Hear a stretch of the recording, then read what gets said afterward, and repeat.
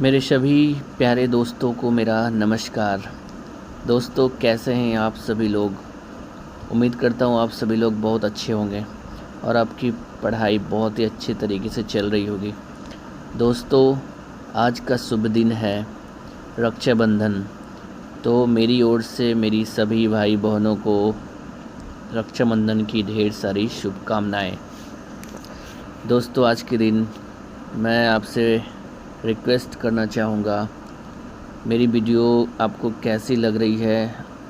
आप अपना कमेंट मुझे बिल्कुल नहीं दे रहे हैं और लाइक भी आप लोग नहीं दे रहे हैं।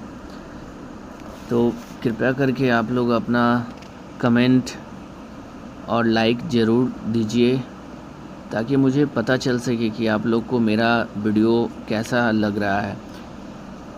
मैं आपके लिए बहुत अच्छे क्वेश्चंस लेके आता हूँ, काफ़ी मेहनत कर रहा हूँ आपके लिए।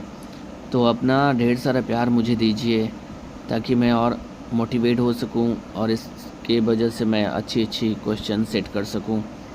तो दोस्तों, चैनल को सब्सक्राइब कीजिएगा, बेल आइकन को प्रेस कर लीजिए ताकि नोटिफिकेशन आपको मिल सके, और वीडियो को प्लीज़ लाइक कीजिएगा और हो सके तो शेयर भी कीजिएगा। तो चलिए मैं आज का सेशन शुरू करता हूँ, ठीक है? तो चलिए, हमारा पहला प्रश्न क्या कह रहा है? राष्ट्रीय विकास परिषद का गठन कब हुआ था? तो मेरा राइट आंसर हमारा हो जाएगा इसमें ऑप्शन नंबर सी। एक second, option number C is the right one. 1952 ईस्वी में। कब हुआ था? 1952 ईस्वी में। और डेट क्या थी? 6 अगस्त, ठीक है, 6 अगस्त।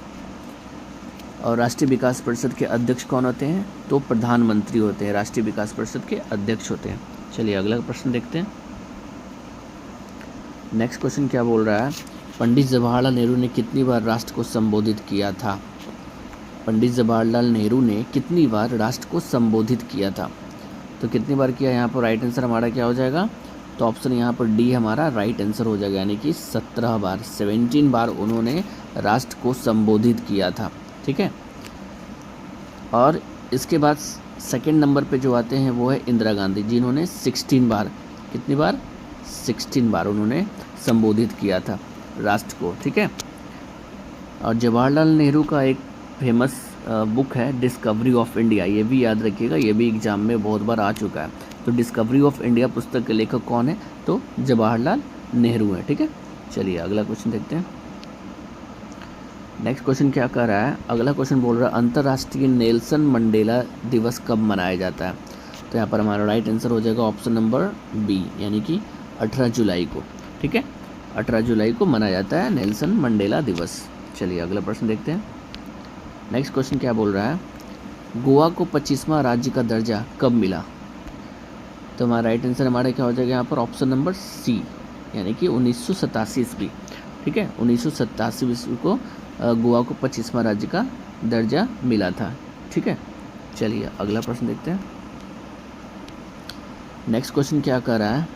नेक्स्ट क्वेश्चन बोल रहा है कोवलम समुद्र तट किस राज्य में है? कोवलम समुद्र तट किस राज्य में है? तो यहाँ पर राइट आंसर हमारा हो जाएगा ऑप्शन नंबर बी, यानी कि केरल।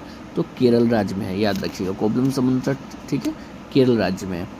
चलिए अगला प्रश्न देखते हैं। नेक्स्ट क्वेश्चन बोल रहा है भारत में जनगणना की शुरुआत किसके शासनकाल में हुई थी? तो यहाँ पर राइट आंसर हमारा हो जाएगा तो ऑप्शन नंबर बी हो जाएगा, यानी कि लॉर्ड मेयो के शासनकाल में हुई थी। कब हुई थी? तो 1872, ठीक है, 1872 ईस्वी, ठीक है। चलिए अगला प्रश्न देखते हैं। नेक्स्ट क्वेश्चन बोल रहा है सर्वप्रथम इंग्लैंड को बनियों का देश किसने कहा था? तो यहाँ पर राइट आंसर हमारा हो जाएगा ऑप्शन नंबर सी, ठीक है, नेपोलियन ने सर्वप्रथम इंग्लैंड को बनियों का देश कहा था, याद रखिएगा, ठीक है। बहुत ही इंपॉर्टेंट क्वेश्चन है ये। चलिए अगला प्रश्न देखते हैं। नेक्स्ट क्वेश्चन क्या बोल रहा है किस युद्ध के बाद बाबर ने गाजी की उपाधि धारण की? तो कौन से युद्ध के बाद बाबर ने गाजी की उपाधि धारण? गाजी मतलब होता है योद्धा, ठीक है, याद रखिएगा। तो कौन से युद्ध के बाद? तो यहाँ पर हो जाएगा हमारा ऑप्शन नंबर डी, यानी कि खानवा युद्ध, ठीक है। खानवा युद्ध के बाद ही उसने गाजी की उपाधि धारण की थी। खानवा का युद्ध कब हुआ था, मैंने भी कुछ पिछले ही वीडियो में शायद मैंने बताया है, आप उस वीडियो को जा देख लीजिएगा मेरे चैनल में जाके, मैंने इस क्वेश्चन के बारे में बताया है। युद्ध से संबंधित जो मैंने एक वीडियो बनाया था, शायद फर्स्ट वीडियो था, उसमें मैंने बताया है। तो खानवा का युद्ध कब हुआ था, 1527 में। ठीक है, तो इसमें कौन जीता था, तो इसमें बाबर की जीत हुई थी। ठीक है, तो याद रखिएगा। चलिए अगला प्रश्न देखते हैं। नेक्स्ट क्वेश्चन क्या बोल रहा है, किस मुग़ल शासक ने मेवाड़ को मुग़ल साम्राज्य में मिला लिया। तो हमारा राइट आंसर हमारा कौन सा हो जाएगा यहाँ पर, तो ऑप्शन नंबर सी हो जाएगा, यानी कि जहांगीर ने। ठीक है, ठीक है, याद रखिएगा। चलिए अगला प्रश्न देखते हैं। नेक्स्ट क्वेश्चन क्या बोल रहा है, धार्मिक स्वतंत्रता का अधिकार किस अनुच्छेद में है। धर्म से संबंधित जो स्वतंत्रता है वो किस अनुच्छेद में है, तो यहाँ पर राइट आंसर हमारा हो जाएगा ऑप्शन नंबर डी हो जाएगा, यानी कि अनुच्छेद 25 से 28 जो है वो धार्मिक स्वतंत्रता का अधिकार उसमें वर्णन है। ठीक है, वर्णन किया हुआ है। चलिए अगला प्रश्न देखते हैं। नेक्स्ट क्वेश्चन क्या कर रहा है, भारत में एकल नागरिकता की अवधारणा कहाँ से अपनाई गई, यानी कि किस देश के संविधान से लिया गया है एकल नागरिकता। तो यहाँ पर राइट आंसर हमारा हो जाएगा क्या, ऑप्शन नंबर क्या हो जाएगा यहाँ पर सी हो जाएगा, यानी कि इंग्लैंड, यानी कि ब्रिटिश संविधान से। ठीक है, तो इंग्लैंड के संविधान से ये अवधारणा ली गई एकल नागरिकता। और भी क्वेश्चंस आते हैं, जैसे कि मौलिक कर्तव्य जो है वो किस देश के संविधान से लिया गया है, तो वो लिया गया रूस के संविधान से लिया गया है। किस संविधान से, रूस के संविधान से लिया गया मौलिक कर्तव्य। ठीक है, और उसके बाद फिर एक और क्वेश्चन आता है मौलिक अधिकार, ये सब इंपॉर्टेंट क्वेश्चन है। मौलिक अधिकार किस देश के संविधान से लिया गया है, तो अमेरिका के संविधान से। ठीक है, अगर कर्तव्य बोल रहा है तो वो रूस के संविधान से लिया गया है, और अगर अधिकार का वर्णन हो रहा है तो वो अमेरिका के संविधान से लिया गया है। ठीक है, चलिए अगला प्रश्न देखते हैं।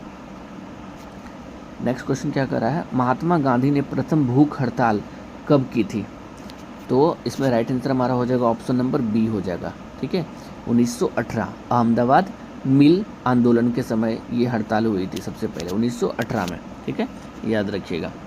अगला प्रश्न देखते हैं। नेक्स्ट क्वेश्चन क्या बोल रहा है, कौन सा अनुच्छेद भारत को कल्याणकारी राज्य घोषित करता है, यानी कि कौन सा अनुच्छेद है जो भारत को कल्याणकारी राज्य घोषित करता है। तो यहाँ पर राइट आंसर हमारा हो जाएगा ऑप्शन नंबर बी हो जाएगा, यानी कि अनुच्छेद 39। ठीक है, और बताता हूँ इसके बारे में कि भारत को कल्याणकारी राज्य घोषित करने से जो संबंधित अनुच्छेद है वो 38 और 39 दोनों ही आता है। ठीक है, तो ये भी याद रखिएगा, तो 38 और 39 दोनों आता है। तो यहाँ पर ऑप्शन क्या मैंने दिया है 39। ठीक है, तो ये 39 यहाँ पर राइट आंसर इसमें हो जाएगा। ठीक है, चलिए अगला प्रश्न देखते हैं। साबरमती आश्रम की स्थापना अहमदाबाद में कब हुई थी, तो यहाँ पर राइट आंसर हमारा क्या हो जाएगा, ऑप्शन नंबर बी हो जाएगा, यानी कि 1917 में हुई थी। याद रखिएगा, साबरमती आश्रम की स्थापना कब हुई थी अहमदाबाद में, 1917 में हुई थी। नेक्स्ट क्वेश्चन देखते हैं। नेक्स्ट क्वेश्चन क्या बोल रहा है, श्वसन क्रिया में वायु का कौन सा घटक परिवर्तित नहीं होता है, बोल रहा है क्वेश्चन, बहुत ही इंपॉर्टेंट क्वेश्चन है, याद करने के लिए अच्छे से याद कीजिए इसको। श्वसन क्रिया में वायु का कौन सा घटक परिवर्तित नहीं होता है, तो यहाँ पर राइट आंसर हमारा हो जाएगा ऑप्शन नंबर बी, यानी कि नाइट्रोजन। ठीक है, याद रखिएगा, नाइट्रोजन इस क्वेश्चन का राइट आंसर हो जाएगा। ठीक है, श्वसन क्रिया इसके बारे में बताता हूँ। श्वसन क्रिया में नाइट्रोजन गैस की मात्रा परिवर्तित नहीं होता है। ठीक है, जब हम सांस लेते हैं तो नाइट्रोजन की मात्रा लगभग उतनी ही रहती है जितनी छोड़ने के समय बाहर निकलती है, लेकिन O2 यानी कि ऑक्सीजन की मात्रा जो है वो कम हो जाती है और कार्बन डाइऑक्साइड की मात्रा बढ़ जाती है।